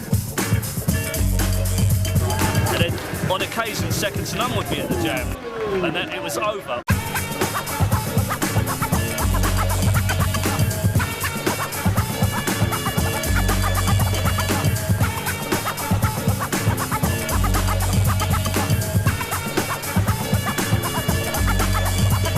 Rarely you see Second to None like hitting around circles, and when you hear Second to None's about, man, you get all the people in the club, their ears just flunk out. These guys were really super dope. In the early 90s, they didn't have competitors over here, not in their standards, definitely. They were unpredictable, they were raw, they were aggressive, they were dynamic, they were in your face.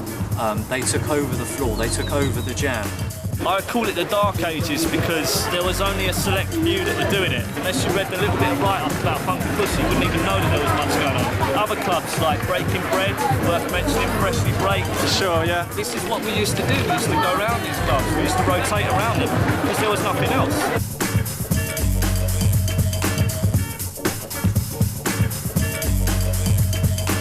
Anywhere you would go, you'd always feel like the circle was going to be magical, vibe was going to be incredible. So every time you go there, it doesn't matter who's there, you'd always throw down, you'd always kind of go off. All night long, man. I actually saw them in the flesh in a club called The Wag, about 95. Power combos, done in the fashion where there was no fucking around. Shit, what did he just do? Was that a double? Was that triple? Was it quadruple? Yeah. Cross-legged, bang. Nowadays, everyone's dancing, everyone's trying to be the next freestyle sessions, the next whatever American trend, and now it's like the Koreans, and now it's the French. But back then, it was the UK. Yeah. We didn't have all these other crews to aspire to. There weren't all these other crews. The jams that went on in London, that came from the travelling mentality of Second to None. We'd already agreed at the time that this was here to stay, and we weren't going to allow fashion to dictate whether we were in or out of b-boying again. Rockers' Revenge Night in Hoxton Square. That night for me epitomises the b-boy scene because you had the likes of ourselves and the other people representing, but you had Second to None there. They would always be at that jam, and so you were guaranteed to see the whole emphasis, the whole entity of what b-boying should be, not just foundation, not just power, but both, you know? Yeah, man. There's a difference in feeling when you're in a circle. It's like you feel more ease. That's when your best stuff comes out. It wasn't a competition, it was just a jam where you had DJs and a lot of heads, and then a circle would just start and we'd be in there, but it was always a really good atmosphere. It's really what an underground hip-hop club should be like. I saw them guys at Hoxton in the Blue Note, and the circle is this small, and they're doing all their stuff, and people's legs ain't getting ripped from under them. How do you get such control? I mean, they were super fast and super bad, you understand what I'm saying? Very, very, very dangerous fucking breakers, man. I mean, you better think twice about speed and control at the same time. No one can touch these cats, especially one of the guys. I think it's Adam, the Second World War B-boy, I call him Spitfire B-boy, man.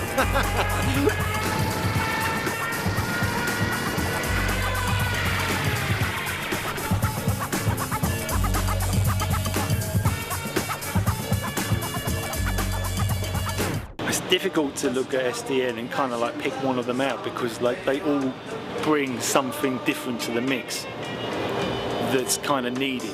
Who was your favourite? Daryl, man. That guy was a character, you know what I mean? Yeah. He was just, not just his b-boy, character. Something about him. He was the pure b-boy, you know? He had the mugsy, he had the whole attitude, the style.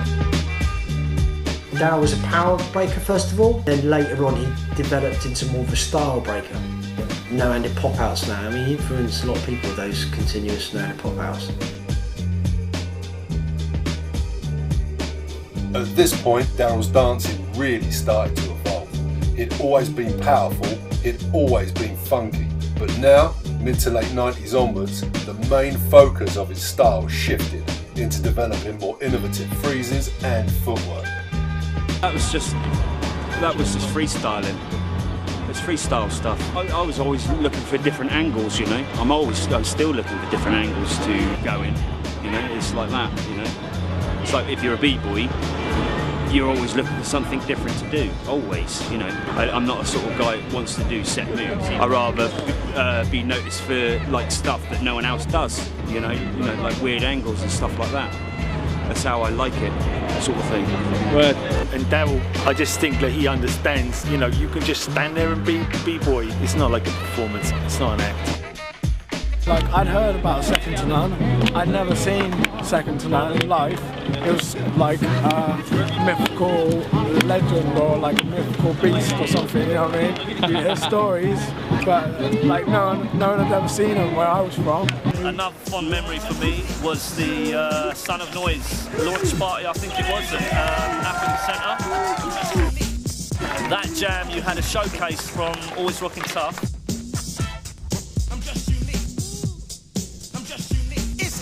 You had another showcase from Second to None, and I think there was one other crew. Oh, Born to Rock. So there was the three main crews, which was unbelievable because that was the whole hip hop. You know, everyone in that jam was ahead. You went to the Africa Centre Jam in '95. That was our jam. That was yeah, right. And I got these guys to come down. My name's Unique, and he's Godfather D, the X-Maniac. And they killed it.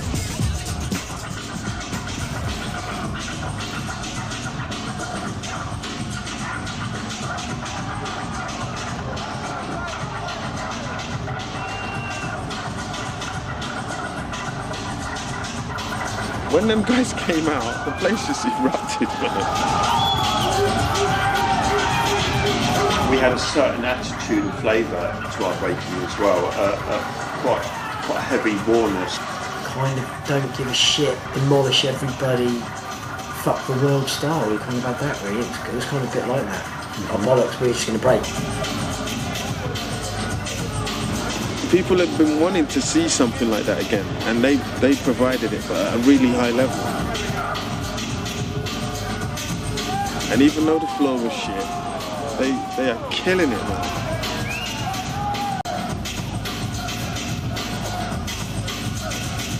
The power, man, and I'm not talking about power move, but just that powerful presence. At the end of the day, Second to None represented the UK. They're from Bournemouth, they represented the UK. When you talk about old school crews, yeah, Second to None is at the top of the pile there. Do you know what I'm saying? He carried the torch in the dark days. Simple as that. He was carrying it, pushing it, and repping. Do you know what I'm saying? So that's how I see you guys. You all stand out in your own individual ways, and it was good that you all had your own individual styles as well. As much as you was repping in all the disciplines, every last one of you. Every last one of you can handle, every last one of you can pump, for fuck's sake. Every last one of you got footwork and swipes and fucking out, fuck off. We just braked in a very progressive way, and that really opened up their eyes. After the Africa Centre thing in '95, then Champs was the next year, and the ball started rolling.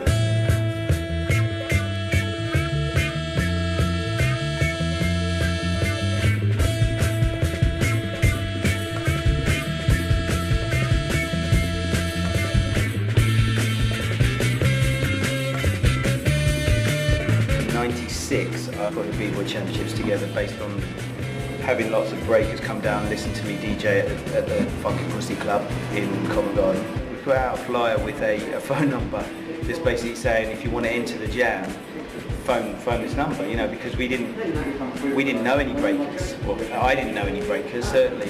Basically, we said, look, you know, we've got this UK Champs thing coming up, man. You know, we've got to take this. You know what I mean? We've got to take this. You know, it's our it's our legacy. We deserve it. You know, if there was a championships going on, then Second to None were going to be there.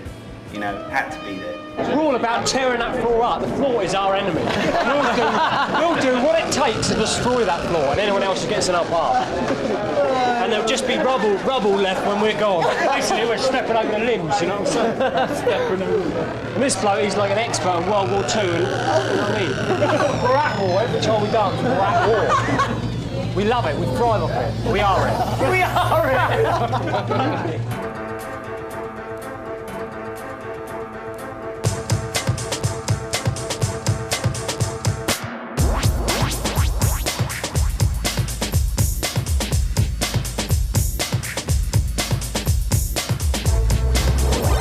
When Second to None stepped in there, you felt like they were doing the Royal Tournament, you know? It was like they had these crew t-shirts tucked into their tracksuits, you know? And they looked like men, grown men, right? You know what I mean? And they just looked, like I said, like they looked like Marines. Yeah.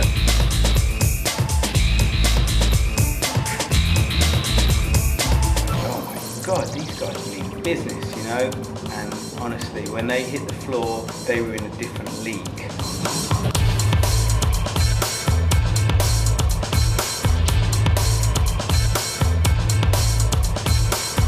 I remember some of the just utter disaster they were putting on them, you know. Second to None were raining down some heavy duty shit.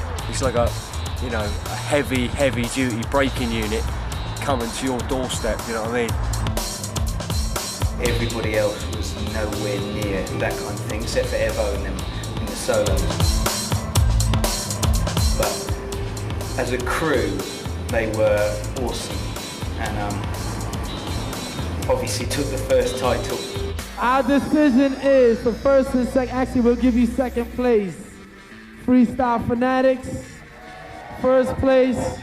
Second to none. Second to none. Second to none. I don't know. It was an okay sort of championship. I mean, it's blown up now, but who's to say? Everyone would have their own sort of speculation and opinion on it, you know. We cruised through it really because we didn't really come up against anybody that I thought would really give us a go. Personally, I thought the Evo's lot should have got in the final with us, but maybe it didn't look so good of two British crews or British and Scottish being in the final. So, but it was good. It was good fun. We were pumped up for that first '96 champs. We wanted it. You know, we were like, this is our time. You know, we've done all this breaking when everybody else has taken the piss out of it and not been interested in the UK. This is our time. We took the first year, and we took the second year as well.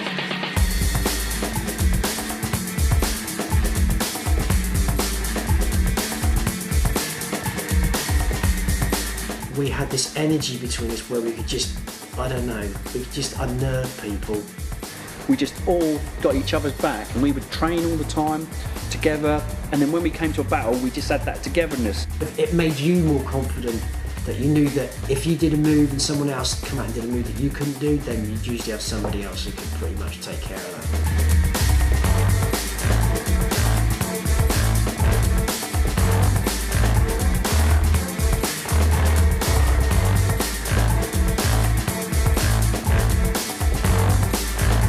They came back the next 2 years. They won it in '97, and then in '98 they came with the ambition of battles style elements. I think that's what everyone presumed was going to happen.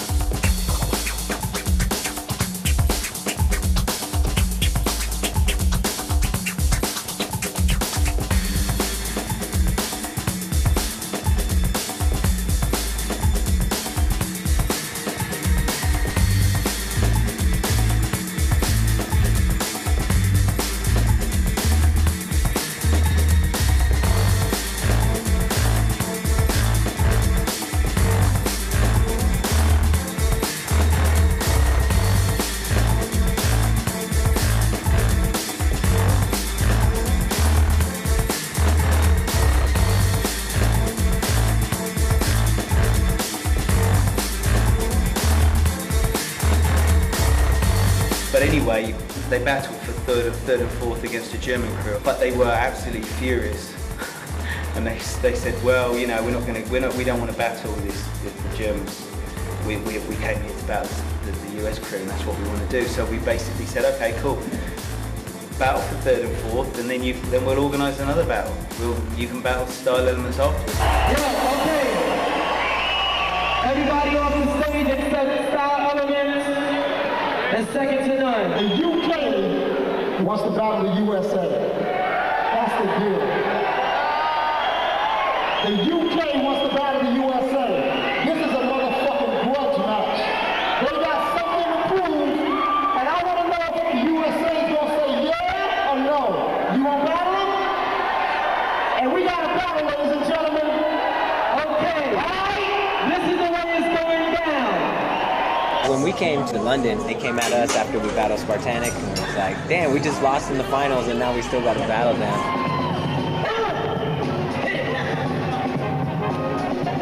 At the time, they were one of the best in the world, and we were defending champions at the time. So we actually we said we want to dance against the best, which was them at the time. So that's why we decided to call them out.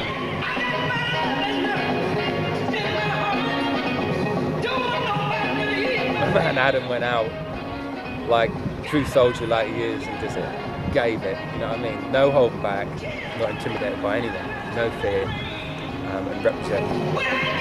We already looked at them the same way we kind of looked at Rocksteady. Do you know what I'm saying? High level and with respect. I like that they will preserve style, like, you know, getting to battle them or them stepping to us in the UK, that was an honor.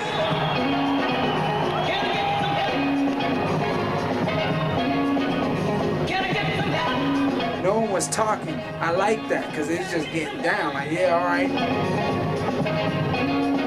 I don't have nothing against you. I don't even know you. But what I do like is that you like to fly too. Now move back because I'm about to fly.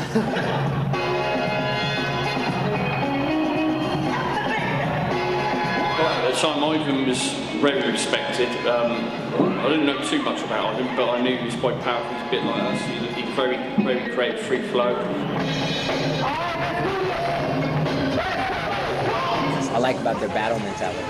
I like that they would battle anybody. That one dude that they would send out all the time with the ball head. Adam, he was like their jab. You know what I mean? He would go out there and get everybody frustrated. It was so funny, man. Legs jumped in for stakes, you know. It's crazy. There's another fact that we didn't care about who we were battling as well. If you're going to go in circles with guys that are just amazing at stuff, it's not to give a fuck really, and just do what you usually do. We'd have had a chance against anyone, you know. I always think that. I don't care what skills you've got, we're going to have it, you know. Yeah, I sort of targeted Ivan a bit because I thought I knew if I targeted Ivan and you know, gave a good show, that was might actually buckle a little bit, you know. Ace was incredible in that. Just come out and just went in his, you know, he did a flip sideways, straight into footwork. I was just like, yo, these guys are claiming their space and their territory, but I was never a battle guy anyway. No one could do what I do and I don't do what you do, even if we both do the same move, who cares? Let's just get down, man. Let's just get down. And let's get down. You know what I'm saying?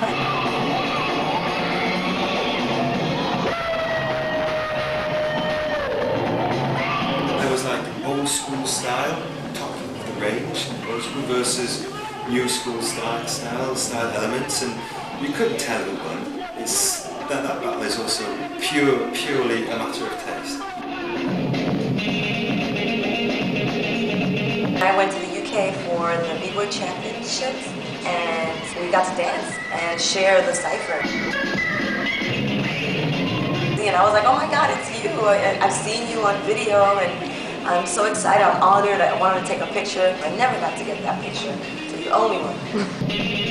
I have a lot of respect for Second to None for holding their ground, and they maintain their strength and their presence. So I just want to say that I really think that's a testimony of how powerful hip-hop can be, and that they're brothers. They're my brothers, and that's important, and that's what we need more of.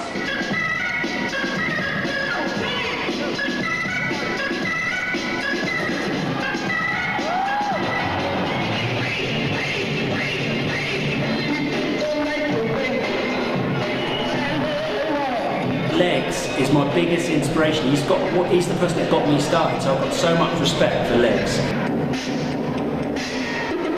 I say this to a lot of people said to me about that battle and what I did to legs.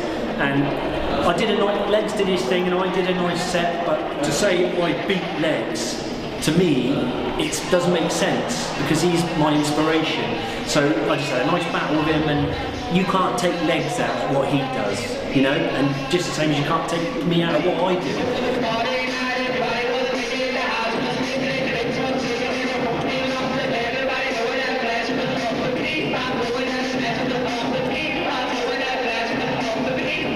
When they battled us, they weren't even as good as they used to be. So, I mean, to me. Yeah, of course, that was the late 90s. They were already older. Yeah. They were getting old. But, like, hey, so he was still killing them in halos, like triple halos and shit to back bands. Yeah.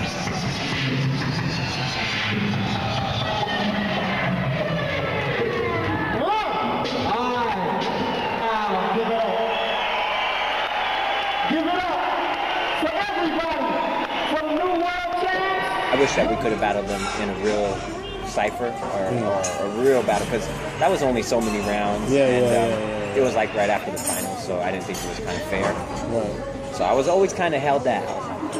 We could have got them because they did good against us though in that battle. That's why I was like, we could have done a lot better than them. I don't think they beat us, but I don't think we beat them either. You know, It's just on the day, innit? It's like two good fighters, you know. One on paper might be brilliant, but it's on the day, you know. And on the day, it's that raw grit and determination, you know. And like in seconds, and none had that. To me, I was just glad to be in the UK, you know. I was just, I'm like, I could go stretch out and show you what I really got down there on the floor. But in a battle, it's kind of like, hey, you're there, you're doing it, you're not really doing it. You're kind of doing it. You only have one round because there's 100 people that want to go down. It's not, you really don't do nothing. You don't see that much. And I'm sure that Second and None and those involved were same. Like, we got our stuff down, but we could do a lot more. But this is like just a little something. Man, that's what I'm saying. I want everybody to get up off your seat and get your arms together and your hands together. And give me some of that old soul clapping.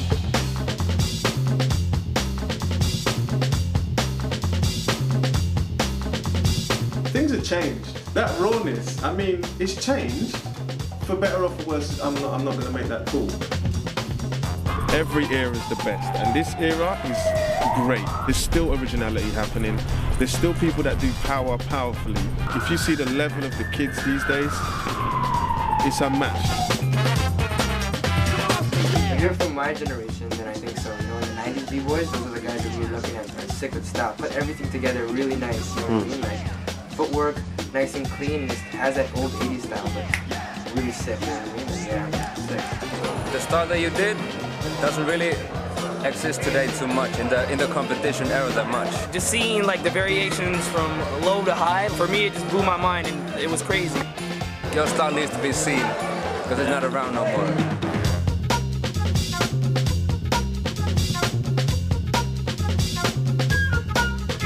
Then honestly, to see them guys out here today was crazy because they're still doing variations that nobody's doing. It's making me want to train harder, and like I feel old at times, and then when I see you guys, it's like, oh shit, I need to stop complaining. It's like you guys planted a seed that you didn't know you planted, and you came back, and then it sprouted into something, and you guys are asking, where'd you guys get your style? Where'd you get? And then we're like, you guys. We have so much respect for the European B-Boys, Second and None, Battle Squad, Actual Force. These are all the people, at least, that I can say that I remember. You can see where I look up to the whole just European style. That's like pretty much the blueprint of my power style. Although breaking has gotten so much better in certain aspects it's gone down. Although there are a lot of good groups today, but you see the difference. But I mean, in Second and None, definitely it's on, at least in my book. It's in my vocabulary. Your contribution will live forever. I mean, it may sound extreme, but there's always a group of people that will carry your tradition whether you know it or not. Because it's impossible to do what y'all did and not inspire the globe. The form and the style of head spin, it grabs you. One leg, boom. the other leg wrapping around. If it wasn't for seeing somebody put so much time and effort into pushing a move so far, I don't think I would have actually ever tried. Dance to be free and dance to inspire, man. I think sharing what we have is one of the best things we can do. I still hope that you guys keep showing to jams. You still never give up on dancing, you know, because there's a lot you can still give to the scene, you know. So never give up, just keep doing what you're doing because it's precious, you know. How did Nave come about? Nave's always been around Second for a long time. He's in Second Small Stars, using Madison's. I've known him for years. You know, later on he was in Born to Rock, obviously. Not that long ago, Darren Ace said, you know, you should join Second permanently. So, because he's always been there with us anyhow. So what's the point in not being in Second? Those beginning days, that's when the crew was born in 1985. That's when I met him. To me, what breaking was all about. That was having fun with your friends and enjoying the music.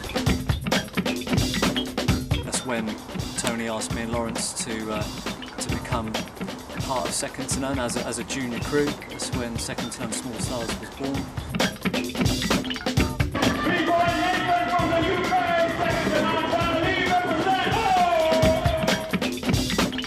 It was just heaven, it was just magic, it was just great fun. That's why we braked. That's how I got down with Second to None. We really pushed it, and there was a whole new generation who were coming through, and I could see the potential in it, and I was like, that's cool. Big shout out to Second to None, keeping it real, you already know. You ain't heard, you heard it now. Respect to Second to Nine and all the generation before me. Second to Nine represent. You look back at all your experiences and you just say it's all great, you know. I mean, I went out to Europe a few times and it was great, yeah, but I'd say the whole thing on a whole, really. Yeah. I wouldn't put my finger on one thing. I really wouldn't, because you got from way back when it started, which was a golden era, and then you got the things we did after that, and to really say one thing is not capturing it.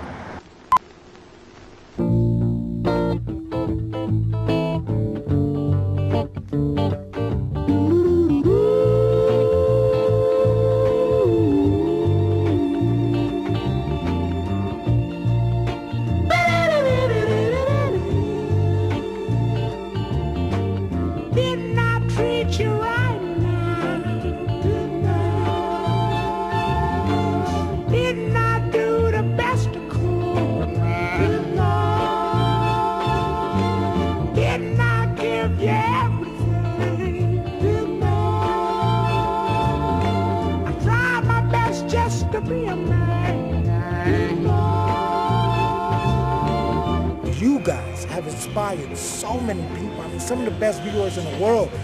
You know what I'm saying? Drop the name Second to None. They were such inspiration in that way. We had to like them. We shared great times together. Everywhere in the world they know about Second to None if they're really down with B-boy. It's just normal, you know. They will get their respect. Without Second to None, man, without all this, the level of European b-boy, you know, right now, or even back in the days, the way it was known, they took it to a different level. They actually proved, and they were out there and really, like, you know, bringing something to the table. The name I don't forget. The name is that name is pedigree. I've heard that name for a long time, a very long time. Music and b-boying, you know, that's me. There's nothing else. It's my heart, it's my whole being. That's why I'm here, you know. B-boy for life. It's good at the time to see everyone developing as people, and as you know, as a crew, we developed together. So it was like, you know, we're all friends and we're all like family. But it was like we helped each other become who we are today. Yeah. You know, without us all together as individuals as well, helping each other, we wouldn't have been capable of what we can do today. I think that Steve, rest in peace, I'm not saying it because he's dead, he was possibly the most influential person of Second to None pre, you know, like the world giving up. If it wasn't for Steve, Nick wouldn't be in second to none, I wouldn't be in second to none, Darryl wouldn't be in second to none, and basically I don't think there'd be a second to none like there is today. Well, second to none has always kind of kept this underground bootleg attitude, and I think that's what keeps second to none being talked about today. There doesn't seem to be any glamour to it. It's not too managed. Like I say, it's a bootleg, gutter snipe, underground sort of situation. We owe a lot, especially in the UK, to second to none. I think that the UK needs to pay tribute and recognise what this crew have done, and hopefully this DVD will inspire old and new school UK B-boys and girls, and educate and really show the UK this is what this crew did.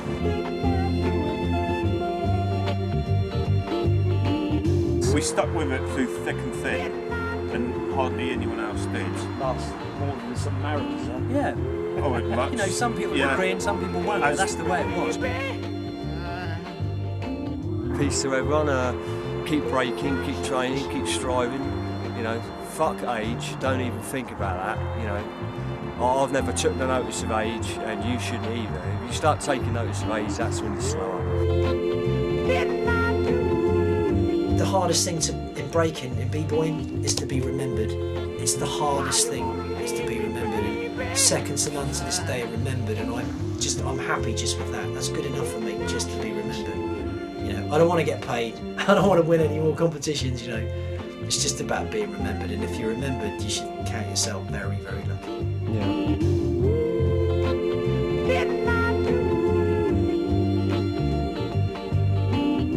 Coming down to the question is asked, who and why and when, that's it. It's got to be second to none. You know what I'm saying? And that's their legacy. You're talking about legacy. Second to none's legacy is we're all still here today and the world is still doing it. Well, second to none, yo? Damn. Niggas is serious, yo. Mad respect.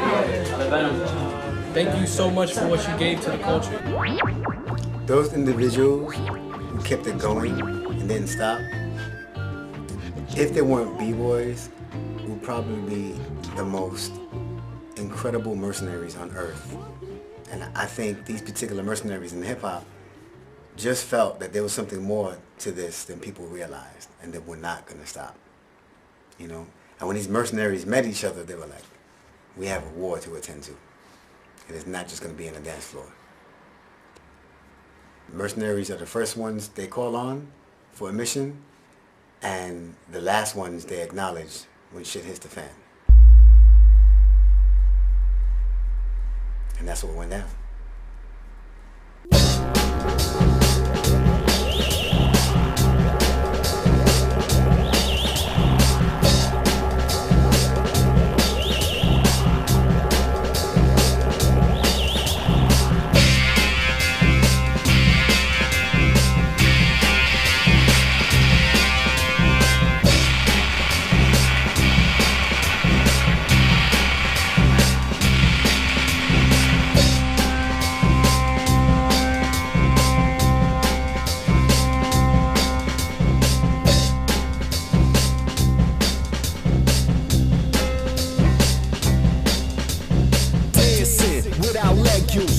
Ahead of a wreck loose, let's execute the chess move. Get dead, it's time to get loose. Let's spar, praise to the stars. Rhythm within a bar, that's a seminar. Like cinema, quite similar indeed. Speed like centipede, so stamina. Give stimuli, flash images within your eye. Observe the hit, you learn from it. You notice the knowledge is permanent. Preeminent, prominent, ominous. To win it with discipline dominant. Doing the diligence, choosing a musical instrument. Using the views of a militant. With eloquence, but still intense. Standing still on elephants that move with grace and steadiness through jagged cliffs of amethyst. The planet is a capsule ship in outer space that travels in the path intended by the sun that rules the 9 jewels. A rhyme are genuine, I'ma send you home. Using the time continuum, making experiments based in the spirit of Native American Indians. Seeking intelligence, seeing a delicate system of cellular synthesis. The mental and temple defended, protected against the agenda of simpletons.